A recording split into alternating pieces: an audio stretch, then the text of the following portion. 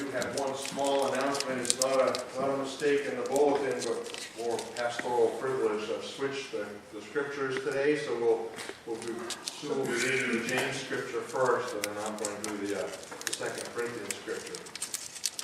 Never know how that happened. Do the bulletin, and then things change, so that will be on me. So I was watching our little one walk out the door all bundled up just a couple of seconds ago with Krista. And for the children's message today, I actually wanted to talk about God's Spirit and how the Spirit moves in our world and in our lives. And we're going to ask the question to us all this morning about what makes up a human being. What things make a human being? Soul. A soul, yeah, that's part of it. Body, right? Body and soul. Mind, some people would include in that. And the body's the easy part. We understand that pretty well, right? It's pretty physical. We bang on things, we hurt ourselves, we give each other hugs. But the soul or the spirit's a different thing to try to describe to our children. So if you were going to describe to our child what the soul or what the spirit is, what would you tell them? Love. Love, okay. It's a good place to start for a little one. What else? Kindness. Kindness.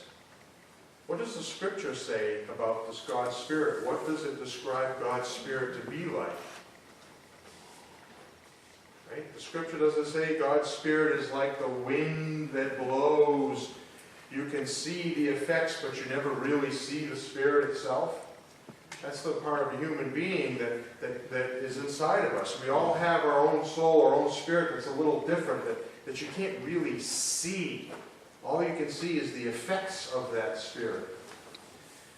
You know, when you're happy, and your soul's at peace, we can see it reflected in our faces and our attitudes. Or if you're tired or you're depressed or you're angry, it's reflected in your face or your way you act. The Spirit is like the wind.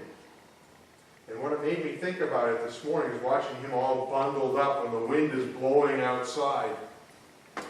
At this time of year, when the wind blows, what do? We bundle up, right? And what about the summertime when it's 90 degrees outside? What do? Yeah, we kind of strip down and go, this feels great. It's still the wind, right? It still has the effect of blowing through our lives. It's the condition of our lives in which we respond to that Spirit. So God's Spirit blows upon us. And depending on where we are as people, as children, that will depend on how the Spirit affects us. Sometimes it'll warm us and set us on fire and encourage us to do good things. And other times it might blow and bring us comfort and peace.